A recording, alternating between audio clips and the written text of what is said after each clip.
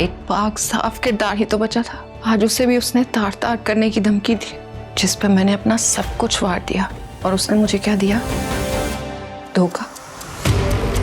तुमने ना अकरम और फिजा के बारे में ना बताकर अपने हस्बैंड को बिल्कुल ठीक किया, और मेरे दिल पर बहुत बड़ा बोझ है इस बात का। मैं तो सोच रही हूँ मैं उन्हें बता दूंगी। अरे बिल्कुल भी नहीं, रात गई बात गई। आपसे एक बात पूछूं? हाँ पूछो। आप वाकई बड़े साहब की बेटी हैं? बुरा नहीं मानिएगा, आप तो यहाँ केयर टेकर थी ना?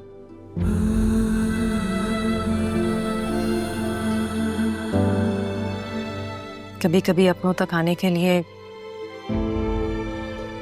अजनबी बनकर रहना पड़ता है। सैफ साहब बहुत अच्छे थे, बहुत ख्याल करते थे सबका। पापा बहुत अच्छे थे वाकई। जी, सबका बहुत ख्याल करते थे। और रहा बीबी में तो उनकी जान थी। वो आपसे अभी भी नाराज है ना? मान जाएगी। क्या हो रहा है? मैं शिफ्ट हो गई हूँ यहाँ। क्या शिफ्ट? तुम बाहर जाओ। किस खुशी में?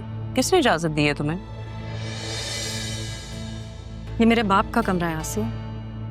तुम तो क्या, कोई भी मुझे यहाँ पर आने से रोक नहीं सकता। और ये इख्तियार तुम्हें किसने दिया? तुम पर तो मेरा कोई इख्तियार नहीं है, अलबत्ता अपनी बाप की हर चीज पे मेरा पूरा इख्तियार है, और इसे इस्तेमाल करने से मुझे कोई भी नहीं रोक सकता, तुम भी नहीं। समझ लो इस बात को। बाप की इज्जत जाग रही है। उस बेटी की बाप की इज्जत जाग रही है जिसने इस घर से जाते हुए अपने बाप की इज्जत का जनाजा निकाला, जिसकी वजह से मां मर गई।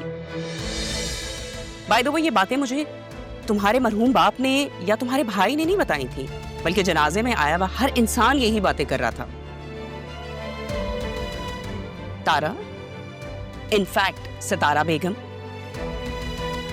गई तो मां चली गई, आई तो बाप मर गया। मेरा बाप मेरी वजह से नहीं, तुम्हारी वजह से गया है। अच्छा, क्या सबूत है? किसी ने देखा? किसी ने सुना? कोई प्रूफ है? अगर नहीं है ना तो अपनी बकवास बंद रखो। पहले भी एक दफा वार्न किया, अब फिर से कर रही हूँ। माँ बाप की जिंदगी तो खा गई हो, मेरे हस्बैंड को छोड़ दो, निकलो हमारी जिंदगियों से। आई बड़ी मोहब्बत दिखाने वाली।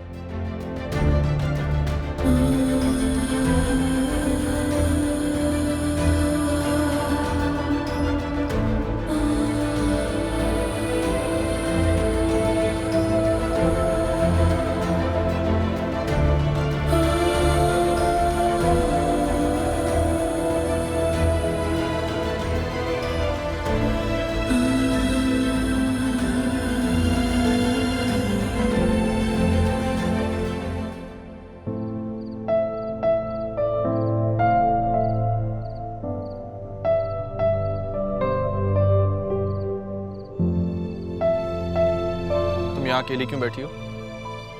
पहले अकेली नहीं थी, अब हो गई हूँ। पता चल गया मुझे मेरा इस दुनिया में कोई नहीं।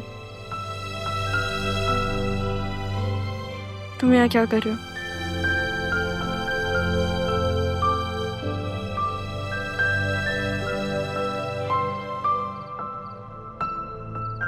मुझे पता था तुम यहीं मिलोगी।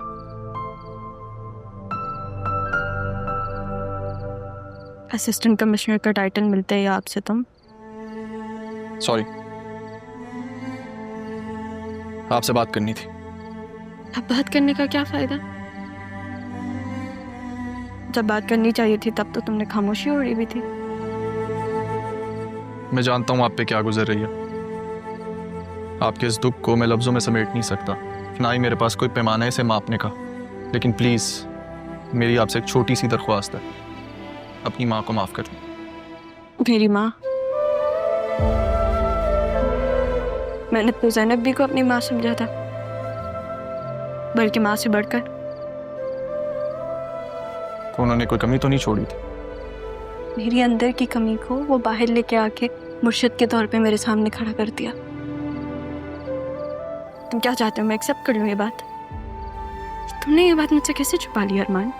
हम सब सिर्फ आपको इस दुख से दूर रखना चाहते थे। दुख नहीं अरमान साहब, धचका लगा। ऐसा लगा किसी बहुत अपने ने बहुत ऊंचाई पे लेके जाके धक्का दे दिया, उसने जिससे मैं सबसे ज्यादा प्यार करती थी। फिर तो आपको सैफ साहब से भी नाराज होना चाहिए, सबसे करीब तो आप उनके थी ना। हम सब ने सिर्फ सारी जिंदगी ये कोशिश की कि आपको इस दुख से दूर कैसे रखा जाए, आपको इससे बचाया कैसे जाए। एक माँ अपने बच्चे को, छोटे से बच्चे को अपनी ही गलतियों की वजह से घबरा कर अपने वालिद के हाथ में थमा के चली गई, कभी ये सोचा आपने? सोचिएगा अगर कभी खुद से फुर्सत मिले तो।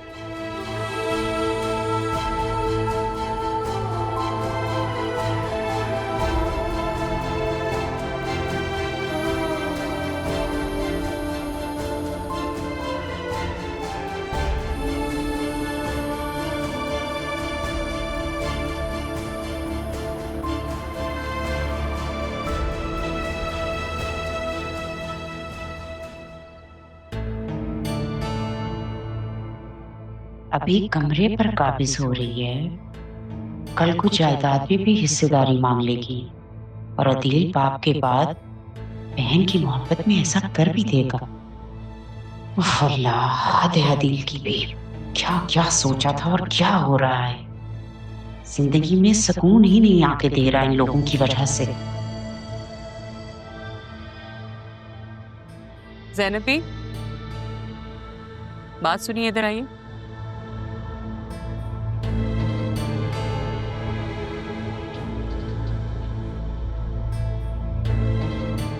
जी बेगम साहबा। कहाँ जा रही थी? वो मैं तारा, मेरा मतलब है सितारा बेगम साहबा के पास। सितारा बेगम?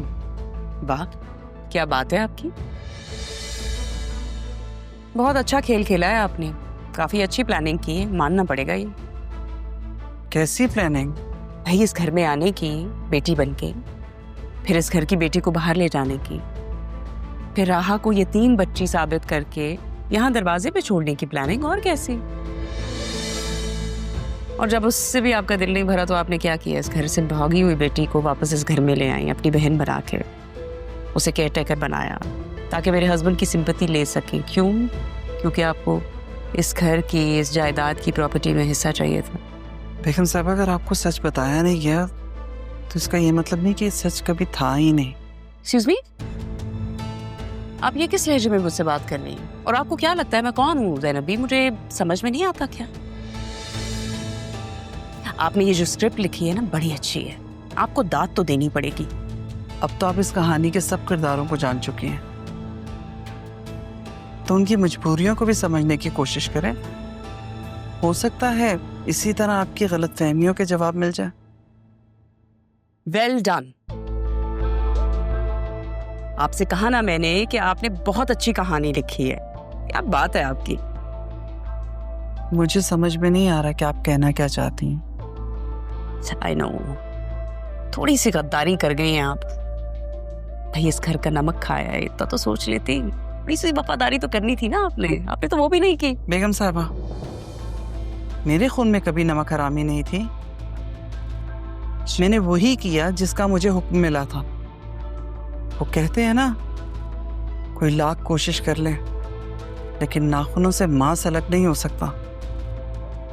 मुझे तो ऊपर वाले ने इस घर में वसीला बनाकर भेजा था। अगर मुझे ना भेजता तो किसी और को भेज देता, लेकिन लिखने वाले ने कहानी यूं ही लिखी थी। इसमें मेरा कोई कमाल नहीं है। हम सब ऊपर वाले के हुक्म के ताबे हैं। आपसे सिर्फ ये पूछना चाहती हूँ कि आपने कितने में डील की है? भाई अच्छी खासी बड़ी कहानी लिखी है, टाइम लगाया आपने, बड़ी जहानत से सब कुछ किया है, तो पैसे तो लिए होंगे ना? एक बात कहूँ आपसे, मेरी तरफ से अपना दिल मत बुरा कीजिए, बल्कि ऊपर वाले की मसलहतों को समझने की कोशिश कीजिए। इस तरह आपका दिल किसी से भी बुरा नहीं होगा। बेगम साहिबा, मैं चलती हूँ, मुझे देर हो रही है।